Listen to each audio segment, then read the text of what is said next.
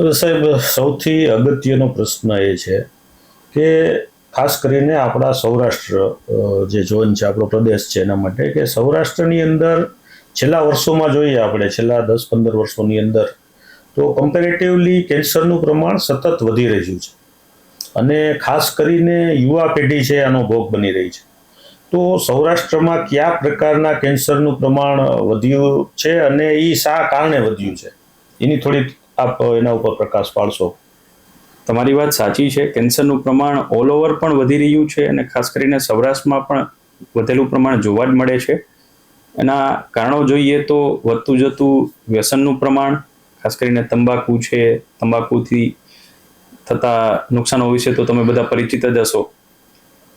સાથે આલ્કોહોલ એટલે કે દારૂનું સેવન, સાથે સાથે રાસાયણિક ખાતરો, જંતુનાશક દવાઓનો જે અનિયંત્રિત છંટકાવ કહું છું, અમુક હદ સુધી કદાચ એ છંટકાવ વ્યાજબી હશે, પણ અનિયંત્રિત છંટકાવ ચોક્કસપણે કેન્સર વધવાનું એક કારણ છે. આપણું જે વાતાવરણનું પ્રદૂષણ ગણીએ કે જે આપણું આસપાસનું જે વાતાવરણ છે એ ઘણું બધું પ્રદૂષિત થઈ ચૂક્યું છે બિકોઝ ઓફ ધ ઇન્ડસ્ટ્રીયલાઇઝેશન.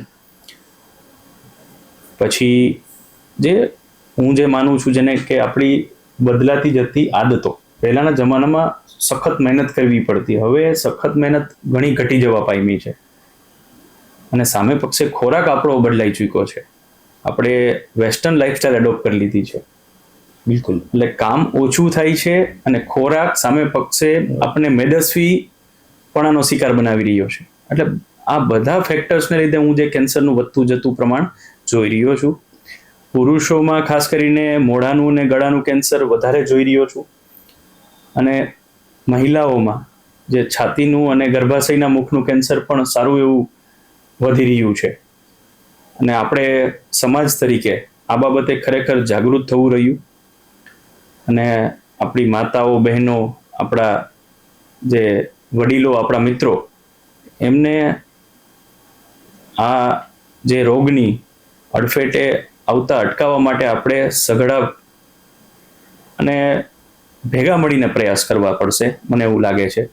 ડૉક્ટર તરીકે તો હું અને અમારી જે ટીમ પ્રયત્ન કરતી હોય, પણ સાથે સાથે આ તબક્કે જિગ્નેશભાઈ હું સામાજિક આગેવાનો, જે લીડર્સ છે, ચાહે એ ગામના સરપંચ હોય કે ગામના પ્રતિષ્ઠિત કોઈ સરકારી સેવક હોય કે કોઈ પણ રાજકીય પક્ષ કે કોઈ પણ ઓફિસ બેરર તરીકે સારી પદવી ધરાવતા હોય, બધાએ પોતપોતાની જવાબદારી લઈ અને આ રોગ વિશે એક અવેરનેસ ક્રિએટ કરવી જોઈશે.